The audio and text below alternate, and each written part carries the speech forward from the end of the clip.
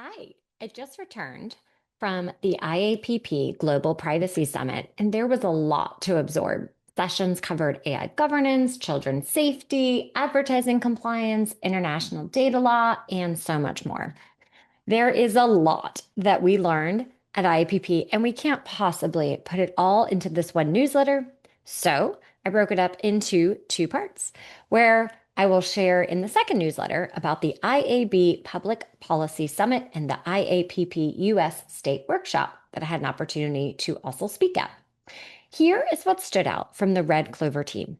In addition to learning, networking with privacy pros, drinking coffee and matchas from our partners on the vendor floor, collecting various stuffed animals like pandas, ostriches, and octopuses, we also had fun. For those who like all of my graphics, I'll warn you that this week is really content heavy. So grab your cup of coffee, tea, favorite drink, and happy reading. Or in this case, maybe happy listening. Maya Shankar opened with a simple but powerful idea. We recognize how much we've changed in the past, but we rarely extend that same thinking forward. We assume the person facing tomorrow's challenges is the same person we are today. She made the case that the stress of feeling unprepared can itself become the obstacle to building the tools you need. A more gracious view of your future self might be exactly what lets you take the steps available right now. Salman Rushdie offered a different lens on privacy, and that even good things require exposure. Healthcare, security, and public life all come at a cost to privacy. What we share publicly tends to be a sanitized, idealized version of ourselves, which creates a kind of competition that leaves people feeling more isolated even as they share more. Kent Walker from Google demonstrated Google's personal intelligence features, which is AI with deep access to personal information to surface proactive suggestions. The room was left with real questions. What does informed consent look like at this level of access? And when a feature uses one person's data to surface information about someone else, such as a friend or a contact, what are the consent implications for that second person? Boards want strategy and risk, not operations. The question they want answered: what's happening? Why does it matter? What are you doing about it? And what do you need from me? The moment a presentation slides into task lists and compliance checkboxes, you've lost the room. What boards do want is the regulatory landscape, what peers are dealing with, and where business strategy and privacy risk intersect. In 2026, boards are specifically asking about AI, whether the company is adopting it responsibly, keeping pace with peers, and whether the data being fed into AI systems is actually fit for that purpose. Some practical advice from the panel was put detail in the appendix. Slides need to tell a story, not display walls of small text. Frame uncertainty as a range of outcomes, not open-ended unknowns. Show controls in place and where you need board input. Don't wait for the quarterly cycle if something significant happens. Enforcement actions, peer breaches, and major regulatory shifts warrant an interim conversation. If you use AI to prepare board materials, you own the output. Review everything. You are responsible for what you present. Now, let's talk about online advertising, which is a complicated compliance maze. The all-party consent wiretapping map is bigger than people think. Most businesses think of California and Florida when it comes to states requiring all-party consent for recorded calls. The full list is actually California, Florida, Washington, Montana, Michigan, Illinois, Connecticut, Pennsylvania, Maryland, Massachusetts, Delaware, Nevada, and New Hampshire. If you record calls, be sure to check your coverage and obligations. Cookie consent requirements seem to be expanding in the US. Connecticut, Delaware, Maryland, Montana, New Hampshire, and Florida, along with California, require careful attention to first-party cross-context behavioral advertising cookies. At the IAB Public Policy session, cookies were a very hot topic, and that's covered in our next newsletter. EU enforcement has shifted from banner design to technical behavior. France fined Google 325 million euros and Shine 150 million euros for cookies firing before consent and invalid consent mechanics. The Netherlands issued 50 warnings for misleading banners and dark patterns. German courts now require reject all to be as prominent and easy as accept all. Belgium ruled that the IAB consent string itself constitutes personal data and designated IAB Europe as a joint controller. The message: Get the technical implementation right, not just the visual design, and don't forget to keep testing. California is focused on the gap between express consent and what actually happens in the technology. GoFan was fined $1.1 million for forced consent, selling student data, and failing to provide no meaningful opt out. Regulators are looking at whether the tech actually executes what the policy says. Global privacy control is about to get much bigger. By 2027, California will require browsers to include the global privacy control by default. Infrastructure that isn't ready for that volume of opt out signals needs attention now. Updated COPPA rules take effect on April 22nd, 2026. Changes include an expanded data definition, a ban on targeted advertising to children, new data retention limits, stricter parental consent, and new security controls. If your product touches anyone under 13, this is something to pay attention to. AI is changing advertising itself, not just compliance.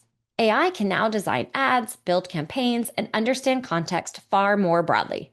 The bigger shift, consumers may soon have their own AI agents, and advertisers' AI agents will need to market to those agents directly. Humans may step out of parts of that loop entirely. There was a lot of talk from CalPrivacy, which has a new audit division and is responsible for ensuring companies are complying with CCPA. California shared 3 core enforcement priorities: data minimization, dark patterns, and consumer privacy rights.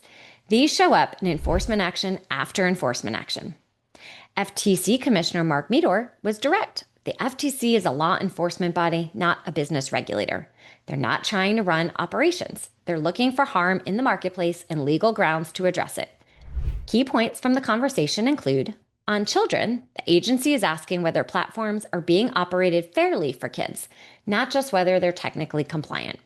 Infinite scroll, addictive defaults, and engagement maximizing design are on the radar.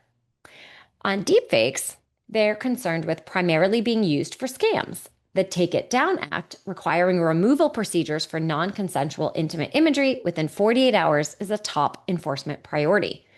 On algorithmic accountability, the commissioner explicitly rejected the idea that no one is responsible for what an algorithm does. Data deletion and algorithm modification are on the table as enforcement remedies for systems built on improperly collected data. On proactive engagement, there's no formal guidance process for consumer privacy, but reaching out to the FTC in good faith before a problem exists will likely be weighed in a company's favor if an investigation ever occurs. For areas of focus, mentioned the following areas of potential mechanisms for enforcement: data deletion and requiring entities to change or modify algorithms that were based on data collected in violation of rules. And on a national privacy law, which I am always asked about. While 50 state laws is not a functional system, a single standard would be more efficient, as many believe. That, however, is Congress's call, and people always ask, what's my view? And it remains, in my opinion, not likely to happen anytime soon. India's Digital Personal Data Protection Act, known as DPDPA, is not theoretical. The law is in effect as of November 13th, 2025. Consent manager registration is required by November 13th, 2026, and full compliance is required by November 13th, 2027. Now, what makes India's approach different from GDPR? Some of those areas include no sensitive versus standard data distinction. The distinction is between entity types: standard data fiduciary versus significant data fiduciary, designated by the government based on volume and risk. Processors have no independent obligations. All must flow through contracts, making vendor agreements critical. Breach notification is fast, within 6 hours of discovery with no minimum threshold. The Data Protection Board and affected individuals within 72 hours. Processors must report independently. This cannot be contractually shifted back to the controller. And just to clarify, that 6 hours of discovery is to CERT India. So the Data Protection Board and affected individuals is more in line with GDPR with the 72 hours. Consent notices must be available in all 22 recognized Indian languages, a significant operational challenge given the limits of current translation technology. And cross-border transfers are generally permitted, with exceptions for jurisdictions specifically blocked by the government, but this list is not yet populated and is not expected to grow quickly. If you process data of individuals in India or offer goods and services there, we highly recommend to scope compliance work now. In the world of AI and how AI governance is shifting in real time, AI raises oodles of privacy concerns. With more uses of AI, it's important companies have an AI governance program. And many privacy pros are often anointed AI governance owners. While hundreds of AI bills have been introduced, many privacy laws also cover AI disclosures and processing considerations. Here's looking at you, my childhood home state of Connecticut, along with California, Colorado, Utah, Texas, and Virginia. Static governance programs are no longer adequate for AI environments. Here's the problem playing out in real time. A company approves an AI tool, completes assessments, and files documentation. 3 months later, the vendor quietly updates the model. Same tool, same login, but different behavior, different data handling, and possibly adjusted safety guardrails. The documentation now describes a system that no longer exists, and because the tool still works, nobody noticed. The realistic AI governance timeline: month 3, model drift. The vendor updated the model, terms may have changed, the documentation has it. Month 6, scope expansion. Teams are using the tool beyond its approved purpose. Data is flowing in ways the ROPA didn't reflect. In month 9, the tool may now be operating agentically, making decisions and interacting with other systems in ways the original governance framework never contemplated. The solutions are monitoring based, not only documentation based. For example, technical tracking of model version numbers, behavioral benchmarking, automated terms monitoring, and LLM firewalls as a control layer that makes an AI policy part of the system rather than just a document. What's the bottom line? Companies have to understand the technology stack well enough to govern it. You don't need to be an engineer, but you do need to know what's actually happening. So, how's your AI governance program? And if you haven't yet, shameless plug, but now is a great time to check out my LinkedIn Learning AI governance course. When it comes to age assurance, there's a global regulatory moment happening. Protecting children online is moving from aspiration to enforcement. Australia, France, and Malaysia have enacted social media restrictions. Brazil's privacy regulator has become its safety regulator for children. About half the states have passed some form of age assurance requirements. This is also an area of contention from various trade and free speech groups. Continue to see more laws passed to protect children, along with more pushback.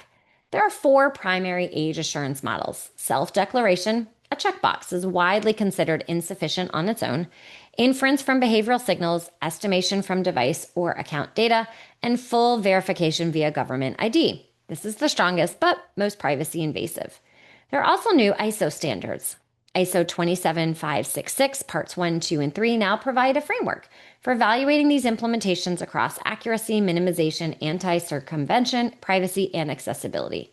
One unresolved practical problem is age assurance signals don't work well on shared or hand-me-down devices, which is exactly the device profile common in households with younger children. An App Store level age assurance legislation is advancing, but this problem doesn't have a clean solution yet. A developmental psychologist made a point that sounds obvious but has significant implications. Children, tweens, teens, and young adults are not the same population. Treating them as a single category in product design or regulation is a flawed starting point. Personalization can be genuinely valuable, especially in education where adaptive systems can meet different learning styles. The problem arises when personalization is optimized purely for engagement, not for development. 2 data points that should inform every product decision touching minors. 37% of 3 to 5-year-olds have a social media account. Self-declaration of age is not working. 90% of parents say they care about their child's privacy online. 80% reported bypassing their child's privacy settings themselves. Child-facing privacy features that parents find inconvenient will be circumvented. Parental controls need to encourage conversation, not enable surveillance. Privacy by design is essential for products that children will use. Performing privacy risk assessments and engaging with product, engineering, legal, compliance, and operations throughout the entire lifecycle is essential. For some, Prince Harry was the highlight of the IAPP Global Privacy Summit, and there are so many thoughtful summaries on Prince Harry's remarks, it's impossible to share them all here. I encourage you to search on LinkedIn for Prince Harry IAPP to find fellow colleagues' remarks. For anyone reading this newsletter wondering why you keep doing what you feel, or you may feel like climbing uphill, fighting for privacy resources or a seat at the table, asking tough questions, or pushing back on business leaders when they want to do something that might be questionable, know that your work is important. And Prince Harry thinks so too. as so well captured in Trevor Hughes, CEO of IAPP, post. And it says, here's a moment that will echo with attendees of the IAPP Global Summit. What gives you hope? Joe Jones asks. Everybody in this room, Prince Harry replies, I would like to say to everybody in this room, thank you for what you do. I leave you with my response to Prince Harry's faith in the important work of privacy pros. This is such a powerful statement. Privacy pros aren't just helping companies with the nuance of laws or checklist of requirements. We are on the front lines helping organizations decide what's appropriate for processing data, building trust with companies, and protecting their physical and digital footprint. It's a role of privilege, and billions of people are counting on the work of the thousands of privacy pros doing this hard and important work daily. For those who have celebrated spring break and various holidays in April, I hope they were amazing and wonderful. Stay tuned for more summaries on LinkedIn. And of course, the other summary that had comments from the IAB Public Policy Summit and the IAPP US State Workshop. Thanks.